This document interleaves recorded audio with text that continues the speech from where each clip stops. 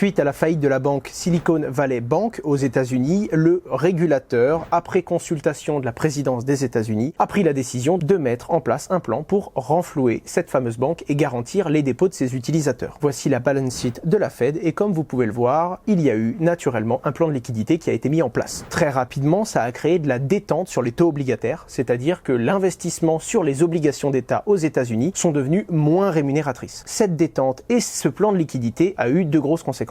Premièrement, ça a créé un coût d'opportunité, c'est-à-dire que si les obligations d'État sont moins rémunératrices, les investisseurs vont avoir tendance à prendre plus de risques et à aller chercher du rendement sur d'autres classes d'actifs, comme par exemple les marchés financiers, les métaux précieux ou pourquoi pas les crypto-monnaies. Et ensuite, il y a également le coût du capital. Le fait que les taux d'intérêt directeurs baissent, ça va donc permettre aux banques commerciales de proposer aux entreprises d'emprunter à moindre coût. Ces entreprises vont donc avoir de nouveau accès à de l'emprunt plus facilement, en tout cas de l'emprunt moins cher, afin de pouvoir elles-mêmes investir sur leur développement et sur leur croissance. On parle de coût de capital parce qu'il devient moins coûteux finalement d'obtenir du capital pour ces différentes entreprises. Donc vous l'avez compris, cette situation a fait qu'il y a eu plus de liquidité investie vis-à-vis de différents marchés à risque, notamment des crypto-monnaies et donc de la liquidité entrante. Mais ce n'est pas tout.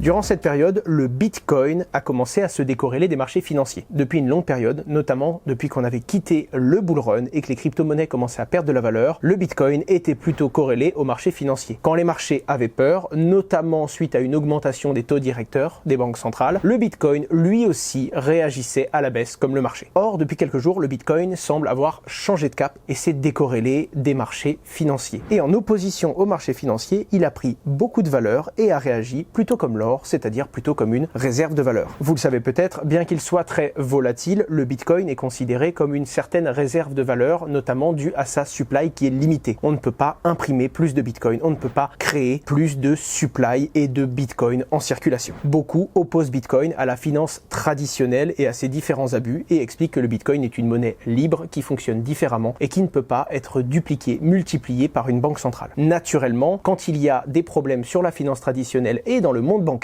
certains font le parallèle direct avec les valeurs de Bitcoin et se disent que c'est justement l'une des raisons pour lesquelles il a été créé et l'une des raisons en tout cas pour lesquelles les gens le détiennent et le conservent durablement dans leur portefeuille. Attention malgré tout, certains sont déjà là à dire que c'est la fin du monde bancaire et que le système va s'effondrer et que Bitcoin prend de la valeur pour ces raisons. Ça vient peut-être renforcer les convictions de certains détenteurs de Bitcoin. En attendant, le marché des crypto-monnaies, c'est 1170 milliards de dollars. S'il y avait un vrai effondrement de la finance traditionnelle et que les crypto-monnaies venaient absorber ces flux, on n'aurait pas un Bitcoin qui aurait pris 8 ou 9 000 dollars en quelques semaines. Il aurait pris des centaines de milliers de dollars en très peu de temps. Rappelons que le marché des crypto-monnaies est un tout petit marché et qu'il a une capitalisation ridicule en face de tous les autres actifs. Ce sentiment de confiance semble justement attirer les crypto-monnaies et leur faire prendre un petit peu de valeur et redonner de la confiance aux investisseurs. Malgré tout, il ne semble pas encore qu'il y ait une aspiration massive de flux, comme certains semblent déjà l'annoncer sur Twitter et sur les différents réseaux sociaux. Par contre, ça reste intéressant à étudier. Déjà, c'est pas l'entièreté des crypto-monnaies, c'est bel et bien Bitcoin qui prend le plus de valeur. Généralement, quand Bitcoin saisit une hausse, elle est un peu plus faible que les autres altcoins, autres crypto-monnaies, qui elles sont plus volatiles. En l'occurrence, c'est Bitcoin qui surperforme la plupart des autres crypto-monnaies. Comme quoi, c'est bel et bien pour ses valeurs et les fondamentaux qu'il porte que les gens investissent sur Bitcoin en ce moment. La deuxième chose, ça s'est fait en quelques étapes, que ce soit quand il y a eu l'annonce de la Silicon Valley Bank qui serait couverte justement par la Fed, mais également quand il y a eu d'autres dispositions à l'échelle du pays, quand il y a eu l'annonce finalement de FedNow, un système qui permettrait d'échanger très rapidement de la liquidité entre établissements financiers, ou encore, il y a quelques heures, quand il y a eu l'annonce du rachat du Crédit Suisse par UBS pour 2 milliards de dollars. Pour certains, ça semble être juste un rachat, mais il faut comprendre que UBS rachète pour 2 milliards de dollars un établissement qui en valait presque 3 fois plus il y a de ça quelques semaines. Quoi qu'il en soit, ça semble être une situation d'urgence qui a été mise en place pour ne pas que Crédit Suisse sombre, et ça ne semble absolument pas être une acquisition normale d'un établissement bancaire à un autre. Au contraire, c'était bel et bien pour éviter une situation critique. Que ce soit donc aux États-Unis, en Suisse ou dans d'autres pays, parce qu'il y a déjà des dispositions qui sont prises, même en Europe, alors pour l'instant il ne semble pas y avoir de gros problèmes, si ce n'est les actions de nombreuses banques qui perdent de la valeur en bourse. Comme cette situation se fait de façon crescendo et qu'il y a de plus en plus de peur et d'incertitude sur les marchés, ça vient donner un soutien à travers les jours et les semaines au marché crypto. Voilà pourquoi, depuis maintenant une dizaine de journées, le Bitcoin et l'ensemble des crypto-monnaies se sont valorisés.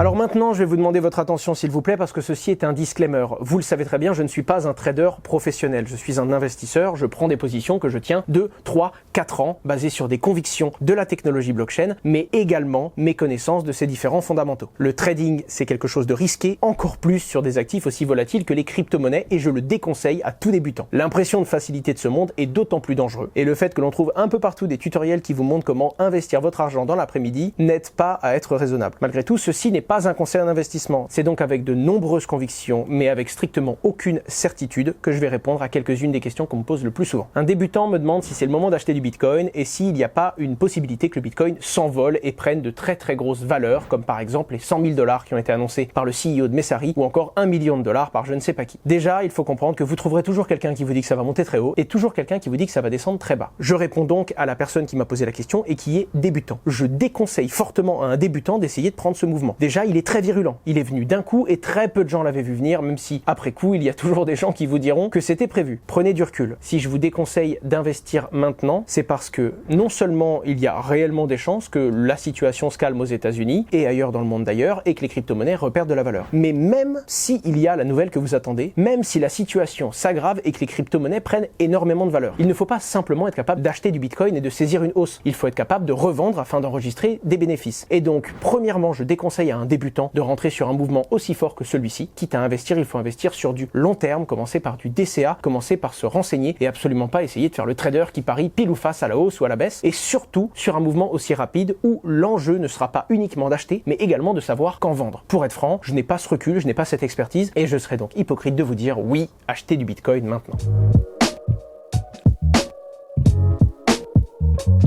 Si vous êtes un investisseur long terme et que vous vous intéressez à cette technologie et à ma chaîne YouTube depuis longtemps, vous accumulez déjà du Bitcoin depuis des mois, voire même des années. La plupart d'entre vous ont recommencé leur accumulation à partir des 30-35 000 $ et ont même continué à accumuler des Bitcoins quand il est passé en dessous des 20 000 $. Aujourd'hui, si vous en détenez, vous avez déjà profité de cette valorisation. La deuxième question qu'on me pose le plus, c'est justement dans le cas de ces abonnés qui ont accumulé de la crypto-monnaie quand elle a perdu de la valeur et qui me demandent aujourd'hui, Owen, est-ce qu'il faut vendre ou est-ce qu'il faut tenir la position et tenir les crypto-monnaies qu'on a achetées? Là, encore une fois, ça va dépendre de votre situation. Et ça va également dépendre de la situation que vous avez vécue quand le Bitcoin est descendu à 16 000 $. Énormément de personnes qui en achetaient et qui en accumulaient l'ont vu descendre très bas, se sont inquiétées et ont même paniqué. Certains ont revendu en se disant que ça pourrait descendre plus bas. Évidemment, c'est toujours le cas. Et d'autres se sont demandé, est-ce que c'est pas justement le moment d'être capable de recharger? Quoi qu'il en soit, si vous avez réellement paniqué et si vous vous êtes fait peur quand le Bitcoin était à 16 ou 17 000 $, c'est que vous aviez trop investi. Le fait que vous ne soyez plus tranquille, le fait que vous ne soyez plus serein, c'est que vous étiez probablement trop investi dans le monde des crypto-monnaies. Si vous avez eu ce sentiment-là quand le Bitcoin était proche des 16-17 000, peut-être que cette fenêtre de tir pour vendre du Bitcoin autour des 28 000 $ est une opportunité. Non pas pour tout vendre, mais pour alléger un petit peu votre portefeuille, vendre un petit peu de vos Bitcoins, récupérer un petit peu de liquidité. Si le marché continue à décoller, vous serez confiant, vous aurez simplement allégé un peu votre position. Et si le marché replonge de plus belle, non seulement vous serez plus tranquille, parce que vous aurez sécurisé une partie de votre investissement, et en plus de ça, si vous décidez d'en racheter et que vous avez de nouvelles convictions parce que le prix redevient abordable, vous aurez de la liquidité pour vous repositionner. À l'inverse, si vous n'avez pas eu ce moment de panique et que vous étiez encore prêt à racheter du Bitcoin plus bas, à ce moment-là, conservez simplement votre position. L'investissement dans le monde des crypto-monnaies est volatile, risqué, mais quand vous rentrez en connaissance de cause et que vous investissez de l'argent que vous êtes évidemment prêt à perdre, à ce moment-là, vous pouvez tenir cette position et pourquoi pas aller chercher une chandelle plus haute ou au contraire, maintenir durablement votre position au cas où la situation aux États-Unis et à l'international s'accélère et que le système bancaire déraille encore plus, potentiellement en offrant une opportunité sur le marché des crypto-monnaies.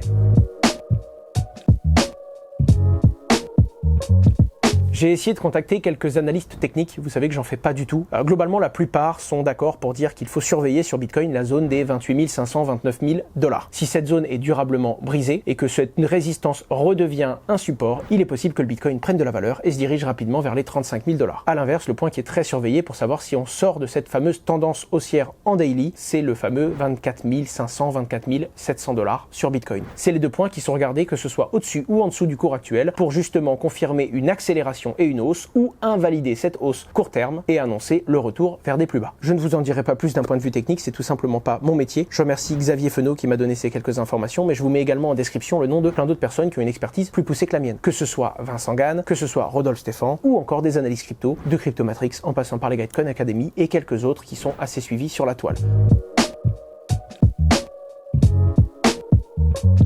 À vous de faire votre jugement, mais je vous le rappelle, surtout si vous êtes débutant, ça paraît facile et ça ne l'est pas, et surtout, que ce soit mon avis ou que ce soit l'avis de certains traders, quand ils vous font part de leur position, ils vous donnent un screen, une photo à l'instant T de leur conviction en fonction d'un faisceau d'indices. Peut-être que 5 heures ou 10 heures après avoir tourné leur vidéo, ils vont recevoir un nouvel indice et ça va modifier leur position. Ils sont également agiles et capables de se repositionner. Si vous prenez leur conviction dans une vidéo, mais que vous ne les suivez pas, si vous n'êtes pas attentif à ces nouveaux faisceaux d'indices et à leur nouvelle position, vous pouvez vous positionner à l'instant T comme eux, mais vous pouvez manquer un virage que eux ne manqueront peut-être pas. Soyez donc prudents, prenez du recul, renseignez-vous, c'est ce que je vous conseille. Et dans le doute, quand c'est aussi virulent, vous pouvez lever les mains du volant. On n'est pas obligé d'essayer de surfer toutes les vagues, toutes les tendances, surtout quand vous sentez qu'elles sont très fortes, comme celles que nous sommes en train de vivre. C'était Asher, prenez soin de vous. Un petit pouce bleu, un abonnement, un commentaire, j'attends vos retours et on se retrouve très bientôt sur ma chaîne YouTube, mais également sur ma chaîne Twitch et sur ma chaîne secondaire. Au revoir!